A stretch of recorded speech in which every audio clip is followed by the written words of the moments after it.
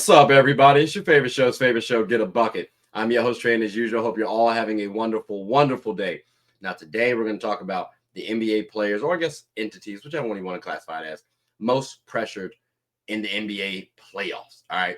But before we talk about them, please make sure you hit that like and subscribe button. Comment, tell anyone about the show. Try and get the ratings up a little bit, just a little bit. But like I said, ladies and gentlemen, we're going to talk about the NBA's most pressured players, or at least entities, however you want to classify it. And again, we're talking about for the playoffs specifically, 2025. So with that being said, let's go ahead and mention my honorable mentions, right? And for full disclosure, there are 16 NBA playoffs teams. So I got 16 entities to talk about. But we're going to talk about them kind of quickly, not going to hit them all. So with that being said, let's bring up the honorable mentions. And with that, let's start it off with the Houston Rockets, ladies and gentlemen. Now, the Houston Rockets, we got to talk about them because of their Western seeding. They're a top 3 seed in the Western Conference. That's a tough task right there. That's pretty stout. And keep in mind, this Western Rocket squad ain't bad, especially considering that they're young. And that's the actual biggest gripe about them. They're young, they're inexperienced. So there's a little bit of pressure on them, but also because they're young, we extend a little grace. We're not expecting them to be contenders right now. Just a little pressure. But at number 8, you got to put them there. Or at least number 16, 8, honorable mention. Y'all know the vibes. But we're going to move on now to the number 17 honorable mention, which is the Miami Heat. And the reason why I have him here, ladies and gentlemen, Jimmy Butler. The trade. I understand why we trade Jimmy. I genuinely, wholeheartedly do. But the problem is when you trade Jimmy Butler, now the eyes are on you. Okay, what are we going to do? Who going to be the guy? And I have some Heat fans that have some question marks. So again, the Jimmy trade did put more pressure on this Heat team. Are y'all still relevant end of day? We'll find out. But we'll move on down to the number 6 honorable mention, which is Austin Reaves. Hear me out, ladies and gentlemen. This is kind of a troll, but I also blame his stands as well. Because Austin Reaves stands act like he's the second coming of a Larry Bird. Like they act like he the next superstar. And that's cool, buddy. Cool. He been hooping. But now there's pressure on Austin Reaves. And keep in mind, if it wasn't for his stance, I wouldn't put him up here. But if he plays similarly to how D'Lo played, I remember how people went at D'Lo. So you got to go at Austin Reaves the same way. And keep in mind, it was only one team that D'Lo played bad against. So if Austin Reaves has a bad series, you kind of got to talk about him in a similar breath. So there's going to be a little pressure on Austin Reaves. But again, mainly put him up here because of his stance. It is somewhat of a troll. So let's move on up to the next player, which is Jaylen Brown, someone who should be up here. Honorable mention. Reason why he's up here, Finals MVP. He's the reigning Finals MVP. I'm not putting all the pressure on him, but you still got to perform. You still got to execute. You can't slack off, really. So, again, Jaylen Brown, if he doesn't win a championship this year, we can't say he's trash. But there's a little bit of pressure on him to make sure he performs at all times, at least most times. But, again, Finals MVP, champion, he's earned some grace. Similarly to the next person, which number 4 for me, Nikola Jokić. Chip relevancy is the real reason why the pressure's on him. Because if we look at someone like a Steph Curry, Steph won in 2022 and then hasn't won since. 2024, I started to basically hear people saying he fell off, right? Well, if Jokić don't win this year, can we say the same thing about Jokić too? Even though he's been dominating, Steph was hooping too now. So I'm looking to see what that conversation is for Jokić. But pressure, not that much. Because again, Finals MVP, champion, relatively recent. Just saying. So let's move on up to the next team. The next person. Anthony Edwards at number 3, ladies and gentlemen. Now, for right now, he's in that grace phase where he's still young and we kind of give him grace because he's not winning a championship. But eventually, we are going to expect you to start winning a championship. So again, Anthony Edwards right now, don't expect him to win. If he does win, that's cool. But I wouldn't expect him to win a championship at the current point in time. They're still trying to build up his team around him. It's cool. He's in that grace phase, like I said. So no pressure for real, honorable mention. But he will be coming up pretty soon, if I'm being honest with you. Maybe 2 more seasons, I'd say. But let's move on up now to number 2. Luka. I'm curious if Luka didn't get traded, where I would have put him. But because he just got traded, I can't say he has the most pressure out of everybody in the NBA. Because, again, he just got traded. Our team is not built around him completely. We still got to figure out the pieces, like I said earlier. So, again, Luka at number 2 for me. Not putting that much pressure on him, but there is still some pressure because you're on the Lakers. You're playing with Braun. You did just get to the finals with perceived a worse team roster.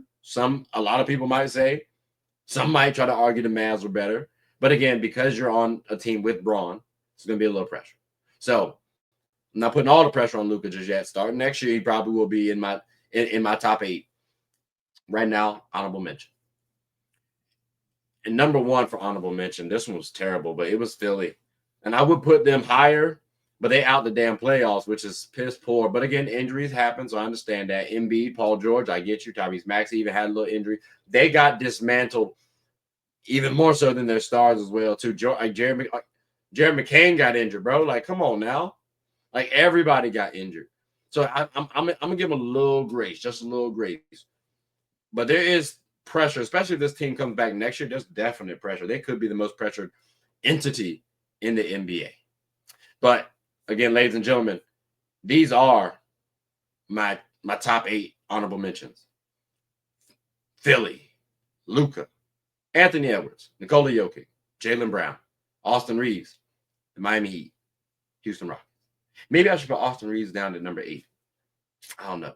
The stands really matter that much. I promise you, they're really that annoying. And you know what? You might not like this. I'm sorry. But again, ladies and gentlemen, those are my honorable mentions. So let's go ahead and talk about the top 8 officially. I think it might be a good one. So we have here the Knicks at number 8. Let's talk about it, shall we? Because y'all could be wondering why the Knicks are here. You got Brunson's injury, plus the organization. They've been trying to hype up this team for the longest, right? There were expectations of them getting to the finals. So pressure on this Knicks team, you got to put it up there. And I would throw them higher. I'm not going to lie to you, because they have a lot of pieces up there. This is a star-studded team. At least on paper, it should be a star-studded team. There's other couple teams up there, though. Other couple situations that matter a little bit more. And that's kind of shocking because, again, a lot of talk was about these Knicks this offseason. So it's very shocking. It's very shocking. But they trying to get this championship. That's what they're trying to do. I don't know if they're going to get it. So expect to hear some gripes during this offseason. But let's go ahead and move on up to the next team. I'm sure y'all want to know who I'm talking about next. And that's Dame and Giannis. Dame and Giannis. And the reason why I have Dame here is because of the Damian Lillard acquisition. Remember, he wanted out of Portland. Everybody was giving him grace because he was still in Portland trying to get it out the mud, right? You pair with Giannis. I understand you got the calf issue, the blood clots. Even still, there's pressure on the Bucks getting somewhat decently far in the playoffs. Because you got to think about Giannis leaving. He wants one of these. He's had all of these. Like, come on now. He's had the championship rings. He's had the MVPs, all that stuff, bro. Like, he is star-studded out here. Will he get that with the Bucks? So, again, that Damian Lillard acquisition, that was the expectation. So, if we can't get that, that's tough because Giannis could leave, potentially going to my Lakers and forming the best international duo in NBA history with Luka.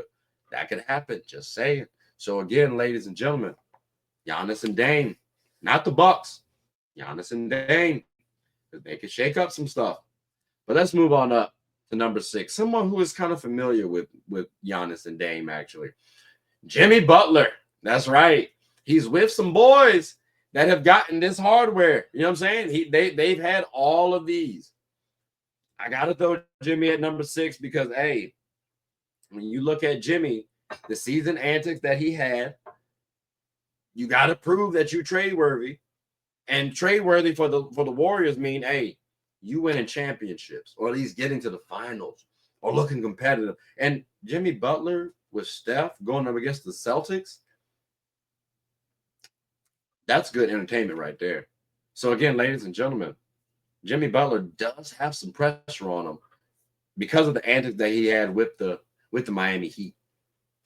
And now you're on the Warriors. Just saying. You got to make it work. You got to make it work, brother. Now, let's go ahead and talk about my top five. Because my top five most pressure, they are really trying to get this championship here. And they got a lot of eyes on them, ladies and gentlemen. So I got to make sure I talk about these five players, all right?